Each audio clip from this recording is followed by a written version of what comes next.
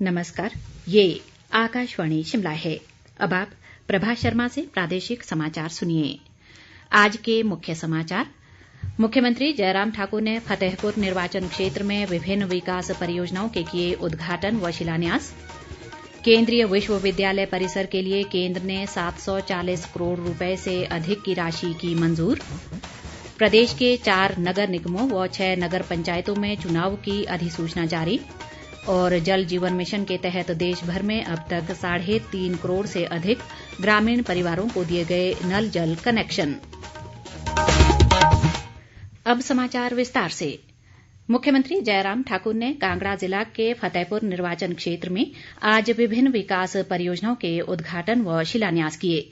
बाद में उन्होंने फतेहपुर के रैहन स्टेडियम में ग्रामीण विकास व पंचायती राज विभाग द्वारा आयोजित स्वर्ण जयंती ग्राम स्वराज सम्मेलन का शुभारंभ भी किया। इस अवसर पर मुख्यमंत्री ने राजा का तालाब के लिए उप तहसील की घोषणा भी की। उन्होंने कहा कि सरकार को प्रभावी तरीके से कार्य करने और लोगों की सेवा के लिए केवल 2 साल का समय ही मिला, जबकि 1 साल कोविड-19 महामारी के खिलाफ लड़ाई में ही बीत गया। मुख्यमंत्री ने कहा कि प्रधानमंत्री नरेंद्र मोदी द्वारा उठाए गए कदमों से भारत ने कोरोना महामारी पर सफलतापूर्वक काबू पाया और इस दौरान देश आत्मनिर्भरता की ओर अग्रसर हुआ है।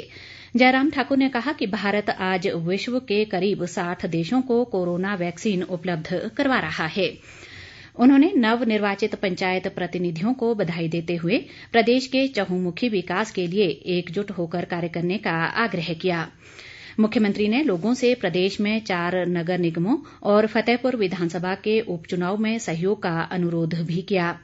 इस मौके ग्रामीण विकास मंत्री वीरेंद्र कंवर, वन मंत्री राकेश पठानिया, परिवहन मंत्री बिक्रम ठाकुर, प्रदेश भाजपा अध्यक्ष सुरेश कश्यप, सांसद किशन कपूर व इंदु गोस्वामी सहित विधायकगण और अन्य गणमान्य लोग मौजूद रहे।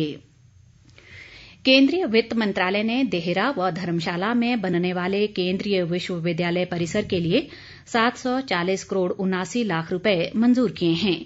केंद्रीय वित्त राज्य मंत्री अनुराग ठाकुर ने ये जानकारी देते हुए प्रधानमंत्री का इस राशि के लिए आभार जताया है। उन्होंने कहा कि केंद्रीय विश्वविद्यालय की स्थापना के लिए 2020 से 2023 तक की 3 वर्षों की समय अवधि प्रस्तावित है। उन्होंने बताया कि इस राशि में से 512 करोड़ 37 लाख रुपए देहरा और 210 करोड़ 55 लाख रुपए धर्मशाला में स्थायी कैंपस के निर्माण व रखरखाव पर खर्च होंगे।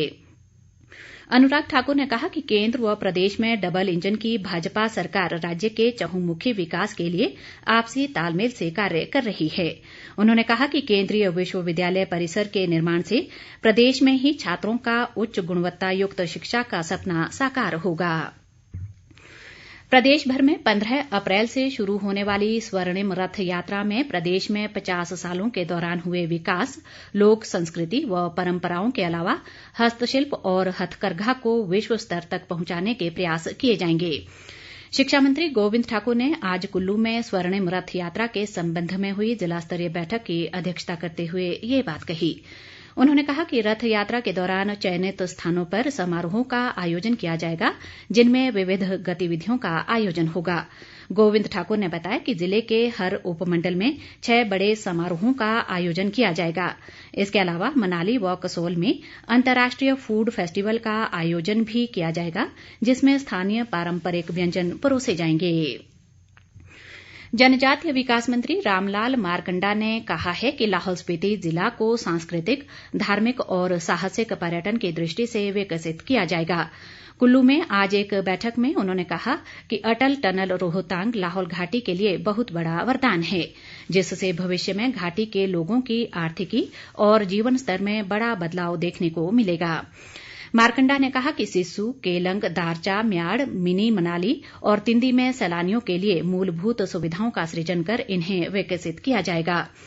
उन्होंने कहा कि जिले में संचार नेटवर्क को बेहतर बनाने के लिए 20 टावर भी स्थापित किए जा रहे हैं। मारकंडा ने कहा कि घाटी में सैलानियों के ठहरने की व्यवस्था को ध्यान में रखते हुए होम स्टे योजना को प्रोत्साहन प्रदान किया जा रहा है। प्रधानमंत्री के शैक्षिक कार्यक्रम परीक्षा पे चर्चा के पंजीकरण की कल अंतिम तिथि है। इस वर्ष परीक्षा पे चर्चा का 4था संस्करण होगा और इसे ऑनलाइन आयोजित किया जाएगा। परीक्षा पे चर्चा प्रधानमंत्री नरेंद्र मोदी के नेतृत्व में एग्जाम वॉरियर अभियान का एक हिस्सा है जो छात्रों के लिए तनाव मुक्त वातावरण का सृजन करता है। छात्र इस कार्यक्रम में हिस्सा लेने के लिए सरकारी वेबसाइट MyGov पर innovateindia.mygov.in में पंजीकरण करा सकते हैं। राज्य निर्वाचन आयोग ने प्रदेश के 4 नगर निगमों व 6 नगर पंचायतों में चुनाव की अधिसूचना जारी कर दी है। इनमें धर्मशाला, पालमपुर, मंडी और सोलन नगर निगम व शिमला जिले की चिड़गांव व नेरवा, कुल्लू जिला की आनी व निरमंड, सोलन जिले की कंडाघाट और ऊना जिले की अंब नगर पंचायतें शामिल हैं। अधिसूचना के अनुसार 22, 23 व 24 मार्च को नामांकन पत्र दाखिल होंगे, जबकि 25 मार्च को छंटनी की जाएगी। 27 मार्च तक उम्मीदवार अपना नाम वापस ले सकेंगे और इसी दिन उन्हें चुनाव चिन्ह भी जारी किए जाएंगे। मतदान 7 अप्रैल को सुबह 8 बजे से शाम 4 बजे तक होगा और इसी दिन मतगणना के बाद परिणाम भी घोषित कर दिए जाएंगे। अधिसूचना जारी होने के साथ ही संबंधित नगर निकाय क्षेत्रों में तत्काल प्रभाव से आचार संहिता लागू हो गई है। केंद्रीय जल शक्ति मंत्री गजेंद्र सिंह शेखावत ने कहा है कि सरकार 2024 तक हर ग्रामीण परिवार को स्वच्छ जलापूर्ति के प्रति वचनबद्ध है। उन्होंने कहा कि जल जीवन मिशन शुरू होने के बाद से 3 करोड़ 80 लाख ग्रामीण परिवारों को नल जल कनेक्शन दिए जा चुके हैं।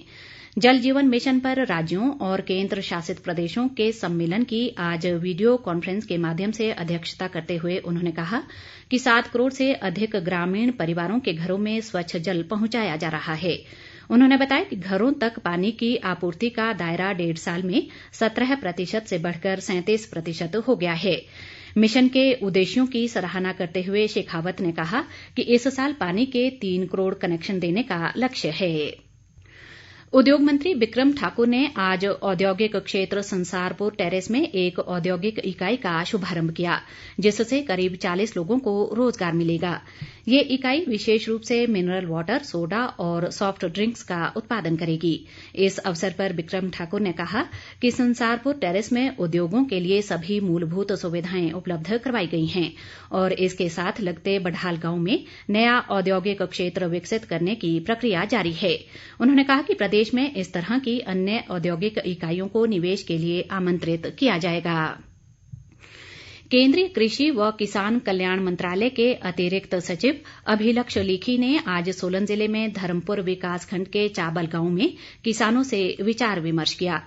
उन्होंने गांव में प्रगतिशील किसानों द्वारा की जा रही लीलियम और कार्नेशन फूलों की खेती का निरीक्षण भी किया।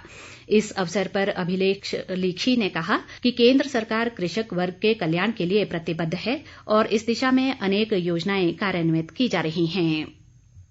प्रदेश कांग्रेस अध्यक्ष कुलदीप राठौर ने राज्य सरकार पर विकास करने में नाकाम रहने का आरोप लगाया है। आज सोलन में एक पत्रकार वार्ता में उन्होंने कहा कि नगर निगम चुनाव के लिए कांग्रेस पार्टी घोषणा पत्र जारी करेगी। राठौर ने कहा कि कांग्रेस ने पंचायती राज चुनावों में बेहतर प्रदर्शन किया है और अब नगर निगम चुनाव में भी पार्टी जीत हासिल करेगी। उन्होंने कोरोना काल में राहत कोष का लेखा जोखा जनता के सामने लाने की सरकार से मांग की। 2 दिवसीय राज्य स्तरीय सीनियर बैडमिंटन चैंपियनशिप आज कांगड़ा जिला के देहरा में शुरू हुई। बैडमिंटन एसोसिएशन ऑफ इंडिया के संयुक्त सचिव व हिमाचल बैडमिंटन एसोसिएशन के महासचिव राजेंद्र शर्मा ने बताया कि प्रतियोगिता में 9 जिलों के करीब 60 महिला व पुरुष खिलाड़ी हिस्सा ले रहे हैं। उन्होंने कहा कि प्रतियोगिता में कोरोना से बचाव के सभी तय मापदंडों का कड़ाई से पालन किया जा रहा है। अंत में मुख्य समाचार एक बार फिर।